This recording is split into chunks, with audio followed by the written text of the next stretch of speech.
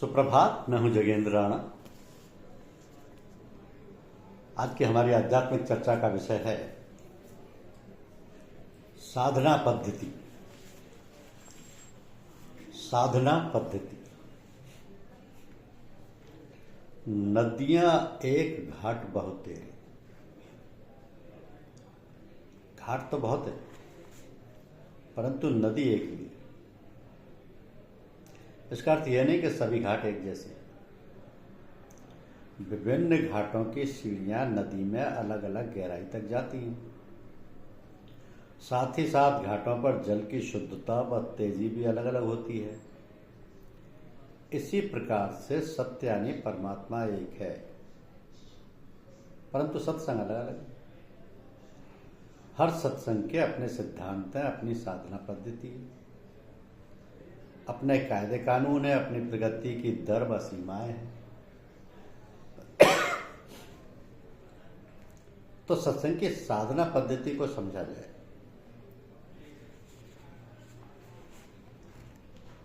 हमारे सत्संग का केंद्र है सद्गुरु।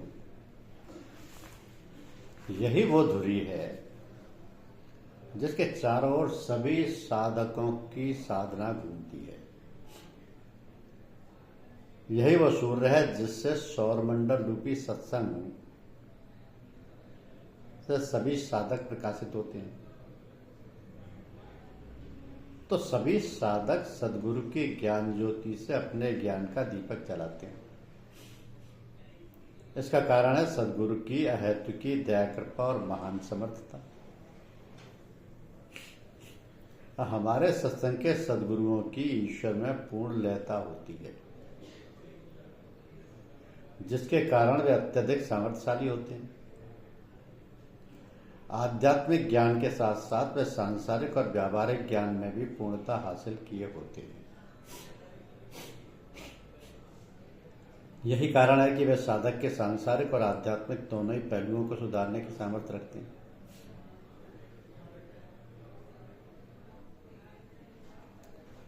तो गुरु बनना एक कला होती है। शिष्य को बनाना भी एक कला होती है और ये पहली कला की उपेक्षा अधिक कठिन होती है। हमारे सत्संग के सद्गुरु शिष्य बनाने की कला में पूर्ण निष्णात होते थे।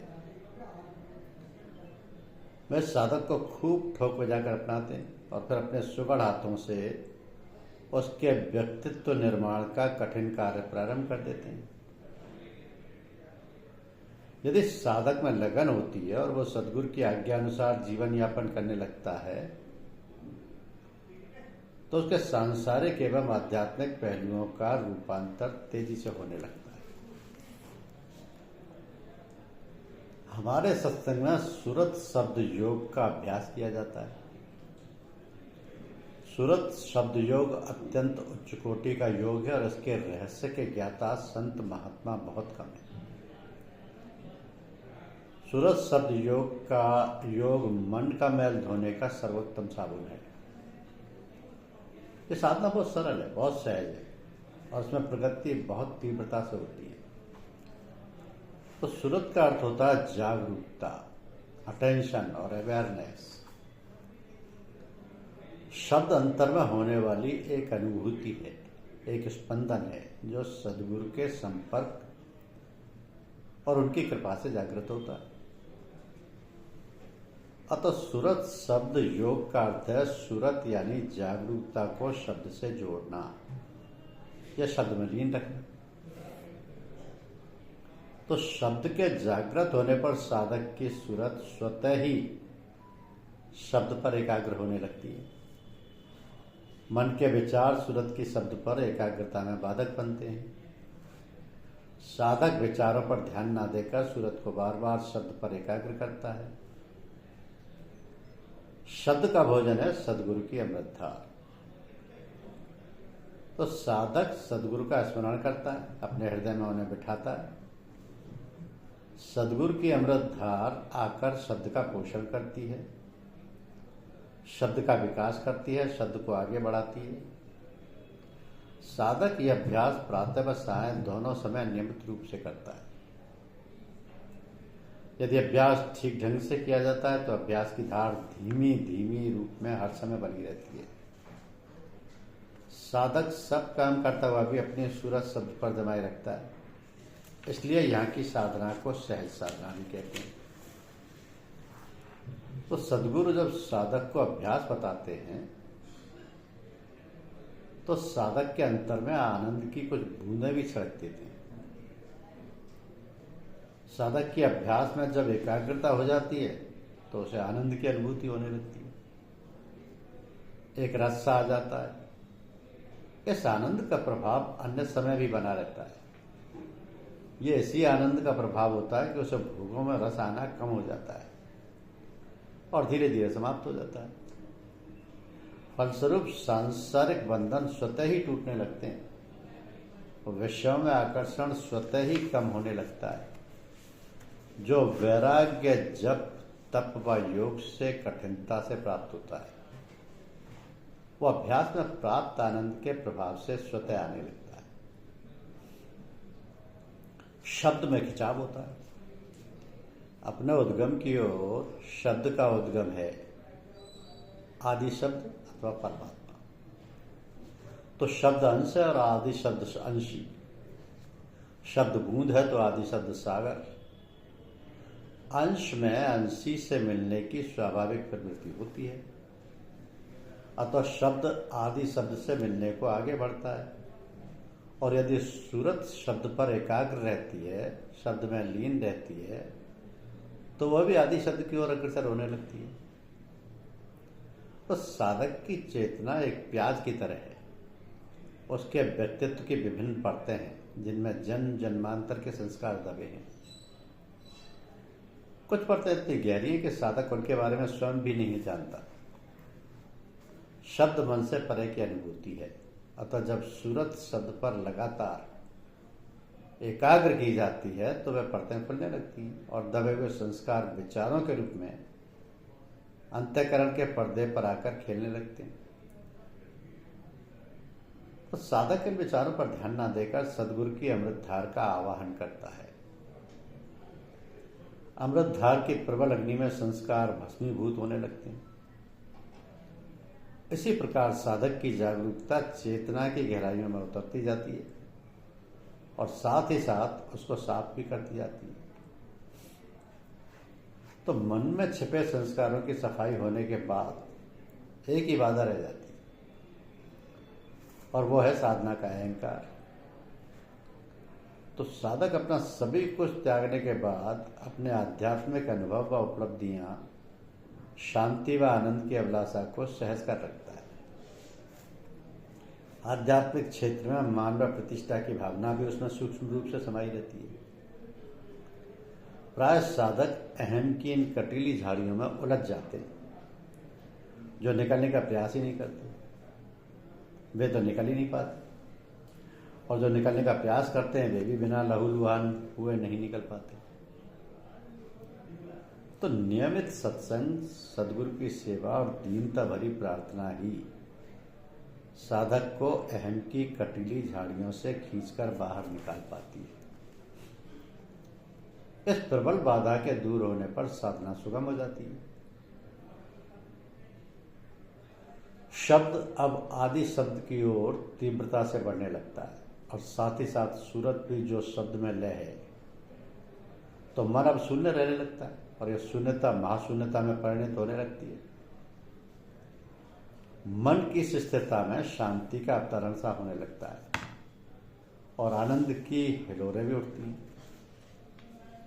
तो ध्यान अब आनंददायक हो जाता है और एक बेखुदी सी, एक मस्ती सी सदा छाई रहती है। यह अवस्था फिर घनी होती जाती है। अंततः शब्द आदि शब्द में मिल जाता है और शब्द में लीन सूरत चैतन्य धाम में पहुंच सदा सदा के लिए कृतकृत्य हो जाती है। तो हमारे सत्संग में सद्गुरु से नियमित मिलने जुलने, संग साथ रहने और सेवा करने को बहुत अधिक महत्व दिया जाता है। प्रत्येक मिलन से साधक को साधना पथ पर एक धक्का सा लग जाता है, जिसके आवेग में वह कुछ दूर तक अपने आप दौड़ता चला जाता है और प्रत्येक मिलन से साधक की चेतना में एक रूपांतर होता है। यदि साधक का जीवन सात्विक है और वह लगन से अभ्यास करता है तो वह इस रूपांतर को स्थायी बना लेता है, अन्यथा सत्संग का प्रभाव क्षीण होने लगता है। तो दोनों स्थितियों में सांसारिक प्रभावों के कारण साधक की गति धीमी पड़ने लगती है। अतः साधक को पुनः आवश्यकता पड़ती है कि वह सत्संग में जाकर अपनी आंतरिक बैटरी चार्ज कराए और फिर साधना पथ पर द्विगुणित उत्साह के साथ आगे बढ़े।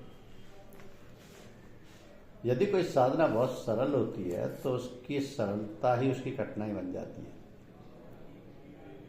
यदि कोई मूल्यवान वस्तु सहज ही में उपलब्ध हो जाए तो उसका महत्व कम हो जाता है।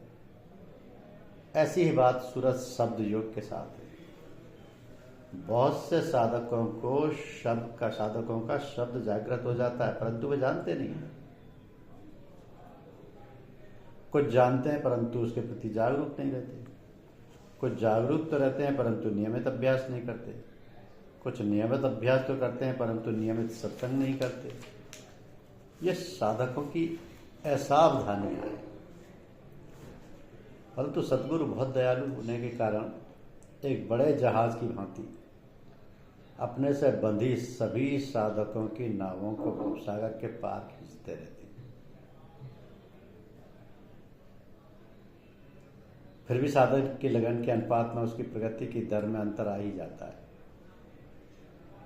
तो जो साधक मन की धरती में उगे शब्द के दुर्लभ और सुकोमल पौधे को अनवरत जागरूकता का प्रकाश पहुंचाते हैं, अभ्यास के जल से उसे नियमित सींचते हैं और सत्संग की खाद भी डालते रहते हैं, तो वह शीघ्र ही वृक्ष बन पूर्णता का फल देने योग्य हो जाता है। हमारे सत्संग की साधना मनमत की साधना नहीं, वरन गुरुमत की साधना है। हमारे सत्संग में बौद्धिक तर्क वितर्क से अभ्यास को अधिक महत्व दिया जाता है। यहाँ साधक अपने पुरुषार्थ से नहीं बल्कि सद्गुरु की कृपा से आगे बढ़ता है। पुरुषार्थ द्वारा वह अपने को सद्गुरु की कृपा ग्रहण करने योग्य बनाता है। यहाँ साधकों को जो अन्य आवश्यकताएं पूरी करनी पड़ती हैं वे हैं दीनता, विश्वास और प्रेम।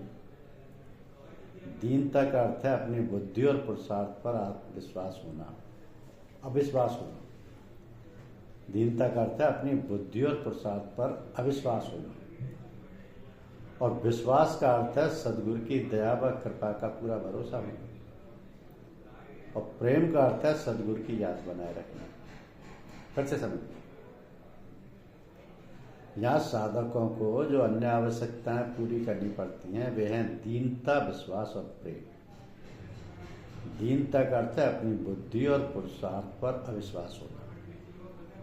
विश्वास का अर्थ है सद्गुरु की दया व कृपा का पूरा भरोसा होना, और प्रेम का अर्थ है सद्गुरु की याद बनाए रखना। तो इन आवश्यकताओं के पूरा होने पर समर्पण का जन्म होता है। समर्पण यानी अपने को सद्गुरु के हाथों में सौंप देना, खुशी खुशी सद्गुरु के चरणों में अपने को अर्पित कर देना। जब साधक का समर्पण पूर्ण हो जाता है तो सतगुरु साधक पर अपनी कृपा दृष्टि डाल उसे अपने जैसा कर देते हैं। तो सद्गुरु साधक को भी सद्गुरु बना उसे गुरुपद के समस्त अधिकार दान करते हैं। तब वह सद्गुरु का सहयोगी बन उनके कार्य में हाथ बटाने लगता है। तो यह है हमारे सत्संग की साधना, और ये सत्संग की साधना मनमत की साधना नहीं है, गुरुमत की साधना है। इस सत्संग में बौद्धिक तर्क वितर्क से अभ्यास को अधिक महत्व दिया गया है। यहाँ साधक अपने पुरुषार्थ से नहीं बल्कि सद्गुरु की कृपा से आगे बढ़ता है। पुरुषार्थ द्वारा वह अपने को सद्गुरु की कृपा ग्रहण करने योग्य बनाता है। यह है सब। धन्यवाद।